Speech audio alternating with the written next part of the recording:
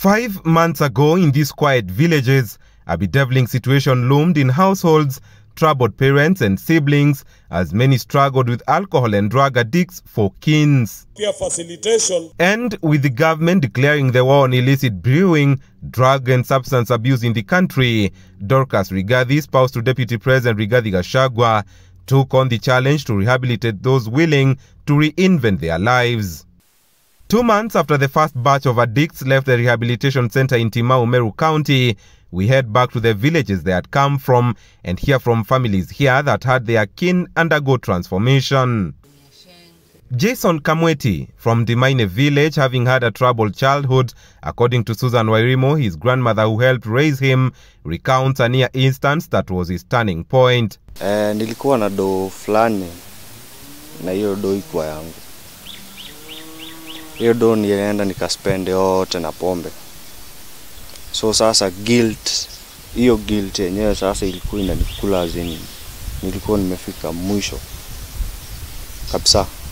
Ile point unafika unaona yenyewe I'm useless. Kama nimeenda nikatumia do yenyewe na hakuna kitu nimejisaidia nayo, ni pombe peke yake. Hiyo iliniuma kabisa. Class 2, class 3. Hapo ndio alibadilika. Siku hiyo ndio alikuwa haendi shule. Akitoka hapa anakaa huko kwa barabara. Anashida huko, anakuja jioni. Wanashikana na vijana wengine kama yeye. Wanashida huko, wanashija buzi buko ya wenyewe, wanakulia huko. Wanakulia huko, wanarudi jioni. Na ni kuiba, wanaiba hiyo sugura ya wenyewe. With his welding skills, Kamweti says he's fashioning himself to be a role model for his peers and his younger sister, who shouldn't have had to grow up in the shadow of an irresponsible elder brother who first fell into drugs and substance abuse while in high school in Nyeri County. Sai kitu ya kwanza ni hiyo kutafuta wife, kuwa na family. Wajue itakuwa the most, hiyo inakumotivate zaidi. Ndio ukumbukange niko na mtoi somewhere ananiangalia, so I have to work harder ndio nisimlet down. 2, niko na my sister pia. She's also my motivation to be a changed man. Vile Kamweti alienda, sio alirudi. Sasa amerudi akiwa mtu mzuri, amebadilika kabisa. Na naweza kumwambia huyu Dorcas ni asante, na kumwombea Mungu aendelee kufanya hivyo kwa nchi nzima. Kilometers away in Ihwage, or Canaan as it is so loosely translated to, the script for 30-year-old Robert Wachira is not so different. A Pwani University student between 2012 and 2013, Wachira found himself abusing hard drugs such as bang, tobacco and cocaine. His change in behavior seeing himself 6 months in remand as a case against him on malicious damage of school property went on in court. Jamii yangu for a very long time wamekuwa na hawana ile maringo, hawezi ringa na mimi waseme huyu kijana ni wetu. Nikitokea kwa barabara, wanawake huku, wamama na hata watoto wangenikimbia sababu people thought I was violent and I was, na jamii yangu haikuwa na haingeringa na mimi. Pia wao walikuwa wananiogopa. Amekuwa si mzuri, amekuwa akitenda mambo ya kuogopesha.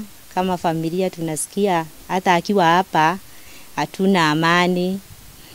Juu anaweza akitumia hizo vitu zimuingie ndani kabisa, anaweza vuruga kila mtu hapa, hata kwa kijiji, anaweza kaharibu mali kwa nyumba, kwa shamba. Amekuwa too violent. The journey that he took to Timau on this day, upon the introduction of the rehabilitation program by the Second Lady, he says, has been a blessing for him and his family. Nimekuwa in a program ya kurenew myself, kurecover, kuwa na nguvu na pia kuwa na matumaini in life, and and I thank her so much because that was a rebirth. I'm feeling reborn, na tangu niwe sober nashukuru Mungu ya kwamba akili yangu inafanya kazi vizuri, naweza I'm responsible now. Kijana wetu amekwisha badilika, tunaona hivyo. Kwa hiyo wakati mdogo amebadilika sana. Hata mawazo yake, hata mkiongea unasikia sasa ni mtu ako at least na hope ya maisha yake. Juu alikuwa amejishukia sana hata alikuwa anaona ni kama hana maisha. Among the activities the recovering addicts are engaged in, dubbed post-rehabilitation and reintegration, include farming, welding, driving and making of tree nurseries, with more than 300,000 trees having been planted in Kiamariga. This is where 35-year-old Godfrey Mwago, a recovering addict too, has found refuge. Now I have a sober mind. I can be able to start projects. Like now I have some coffee bushes that I'm starting to prepare. Before then I would not take the coffee to the factory because I would require instant cash at the moment. For example, this season I would go and pick coffee and just sell it tunasema tunauza na mikebe. Beleni hata sikuwa nalala sababu nafikiria sasa huyu ameenda, hata hujui ako wapi. Hata kuna wakati nilikuwa namaliza wiki 2 sijamuona. Kwa hivyo wakati alienda Timau nilikuwa nalala sababu najua ako wapi. Sana najua ako wapi. Na amebadilika kabisa sababu hata afya yake iko sawa. Sababu sikuwa alikuwa anakosa chakula lakini hana wakati wa kukula. Hana wakati wa kuoga. Nguo anakaa na nguo zikiwa hata shafu zimelaluka. Hana wakati wa kufikiria anunue nguo ama aoshe. An economist by profession, Mwago says is now ready to take on the challenge of rearing a family after 2 failed attempts in 2013 and 2017 due to alcoholism. I want to start projects.